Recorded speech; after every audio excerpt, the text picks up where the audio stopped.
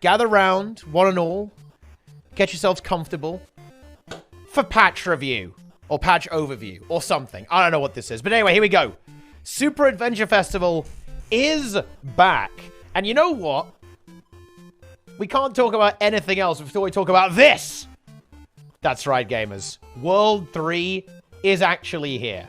Finally, at long last, kind of, anyway. Basically, ArenaNet have added the first zone of World 3 to Super Adventure Box with this year's festival, which is pretty awesome. It's actually really cool. It's a fun zone to play through. The Choya are forced to mine for Lord Vanquish, and a few new mechanics added as well. For example, we now have maybe a little bit of a nod to Souls-like games with these bonfires, which actually function as checkpoints throughout the zone, which is pretty cool.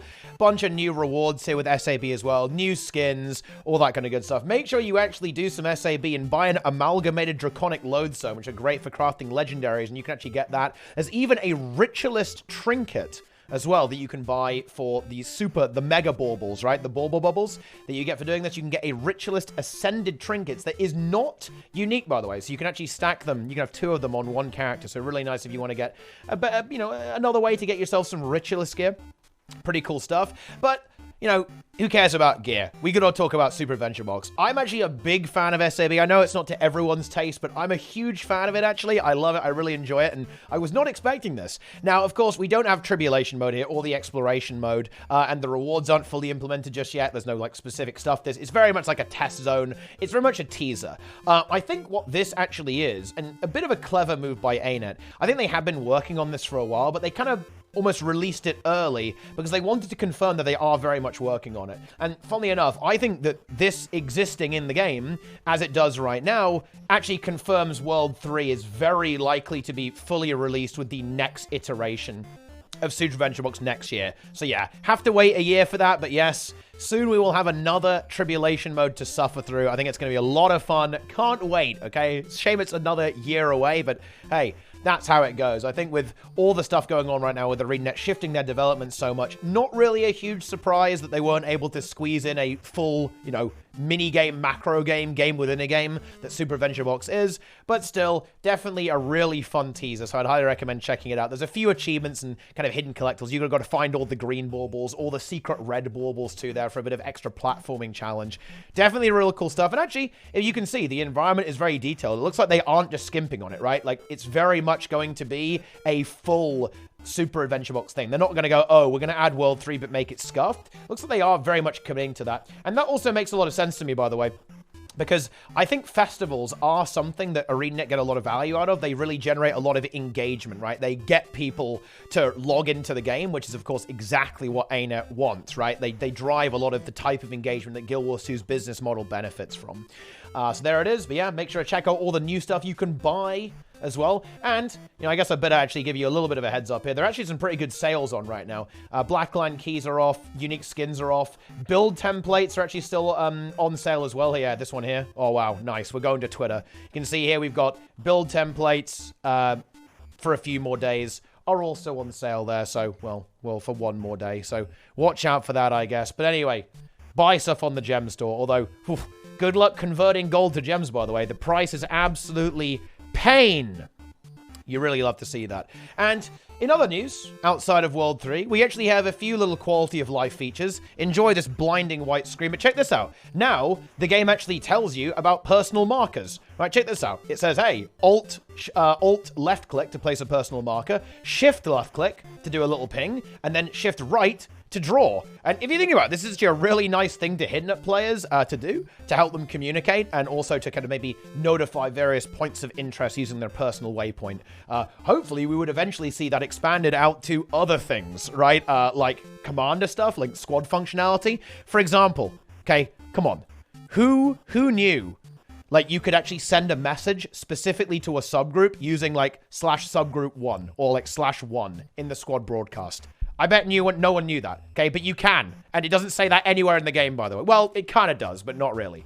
Telegraphing this stuff better for some of the social features, definitely a really good thing. And in other social news, actually, or quality of life news, I guess, actually, check this out, okay? Now, when you have items, you can actually see the text for the item quality is actually in the color that links to that item. So, for example, here with that incredibly mangled sentence, take a look at this. I have my legendary PvP armor here, and you'll notice that the text is legendary there, or it's purple where it says legendary. That is new. It used to be white, actually. It did not used to actually replicate that same color. This is a subtle change, by the way, but I actually think it's pretty cool. I think as a new player, you might not necessarily connect purple with legendary or orange with exotic. You might not really make that connection, because think about it, like we kind of know that because we played the game for a while, but as a new player you might not make that connection. So I think actually connecting these two things together so that a user is really certain that, this is an orange item, so this is a legendary item.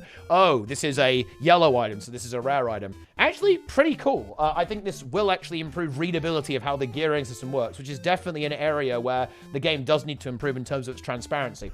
So that's pretty cool stuff. And there was actually one more thing to talk about today, outside of a few bug fixes. They finally fixed a starter guidance. You can actually fully abandon Blister Kralkatoric. Have fun, everyone. But this one line is actually a pretty big deal. Fix the positioning of the map label for Gyala Delve. Well, what do they mean by that? Well, let me show you. So the original map label was a little bit like this, okay?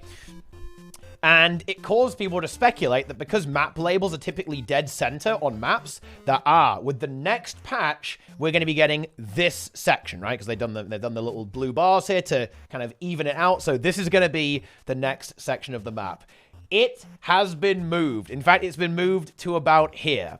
And people did actually manage to break out of the map, basically, and even find a few things out of bounds.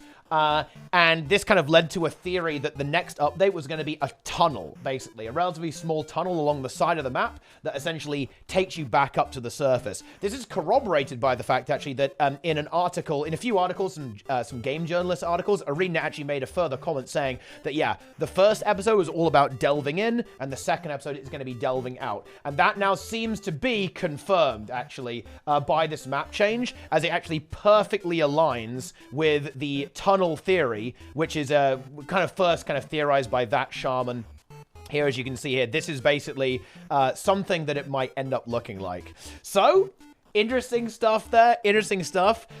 So, what does this mean? Well, for a start, temper your expectations, right? Like, don't go too unhinged. You should not be expecting an Omega Mega map. It can still be pretty cool, though, right? I don't want to go, I don't want to, overly hype people up. But I think there's some cool stuff they could do with this, right? There could be some cool bosses. I think an idea that I had while I was actually on the map discussing it with my chat earlier is that Leviathans could be attacking you, right? Or like bursting out of the Jade, a bit like Drakkar, as you're emerging back up to the top there as well.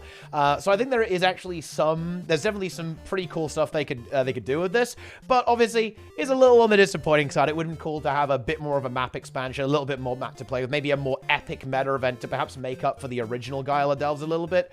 But still, now we kind of know a little bit about what's going to be happening. And of course, that will be coming up relatively soon, probably in maybe in June, I think, is what we're looking at for that type of update there. And whether that will actually finish off the story or not, that remains to be seen, of course. But either way, pretty interesting stuff. We are going to the tunnel, my friends. It is tunnel gaming. We will ascend to the surface after getting through there. So yeah, that is basically the deal for the news. Some exciting things indeed. We absolutely love to see it. But yeah, tunnel gaming.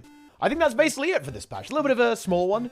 Make sure you play SAB. It's a lot of fun. Get your bubbles, get your Amalgamated Draconic Lodestone, get your Richless Trinkets, get your Gemstore Sales, and cry as you burn all of your gold. Seriously, check out these prices, right? I kind of mentioned it a little bit earlier, but check this out. This is brutal. Right, this is absolutely brutal. It was at 170 earlier today, by the way, right, for 400 gems. But it's 162. Oh my god.